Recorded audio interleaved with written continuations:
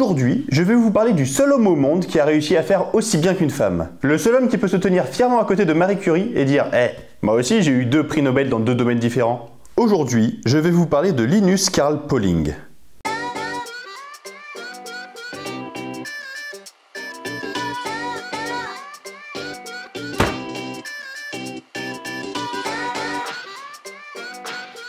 Linus Pauling est né le 28 février 1901 à Portland dans l'Oregon. Il ne connut malheureusement pas beaucoup son père qui mourut en 1910 d'un ulcère. Linus avait 9 ans. La famille déménagea dans une maison d'hôtes tenue par Lucy Darling, la mère de Linus. C'est ici qu'il rencontra un de ses voisins, un certain Lloyd Jeffress. Je tiens à préciser que Linus et Lloyd ont à peu près le même âge. Je le précise parce que quand vous allez entendre la suite de l'histoire... One day when I was 13 years old, he said to me, "Would you like to see some chemical experiments?" And I said, "Yes, I would."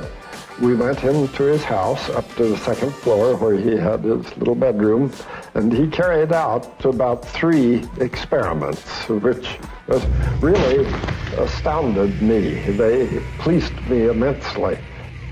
Vous comprenez pourquoi j'ai voulu préciser leur âge? Parce que quand vous voyez la photo de Lloyd et qu'on vous dit qu'il s'amusait à faire des expériences avec Linus quand il était enfant dans sa chambre, heureusement, ici, ce n'est pas le cas. Grâce à son ami Lloyd Jeffress, Linus Pauling s'est pris totalement pour la chimie à 13 ans.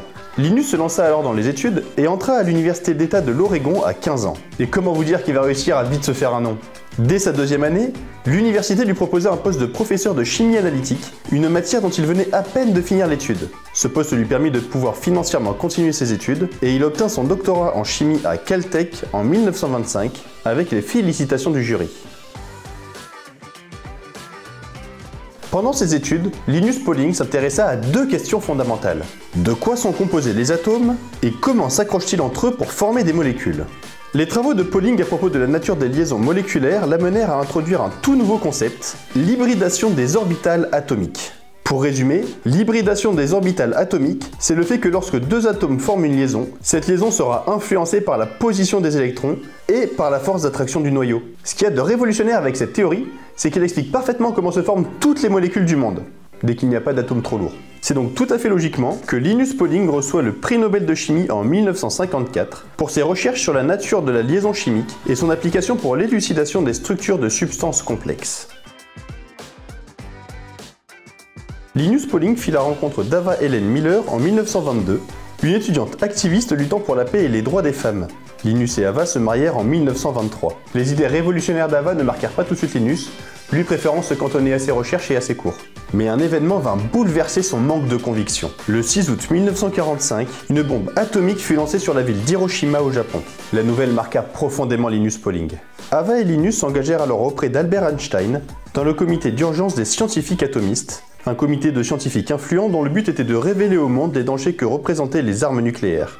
Les années qui suivirent, Linus Pauling donna de nombreuses conférences sur le danger des armes nucléaires, il s'engagea contre la guerre au Vietnam et milita même pour la constitution d'une assemblée mondiale œuvrant pour la paix. Son engagement eut un tel impact qu'il reçut en 1962 le prix Nobel de la paix pour son combat contre la course à l'armement nucléaire entre l'Est et l'Ouest.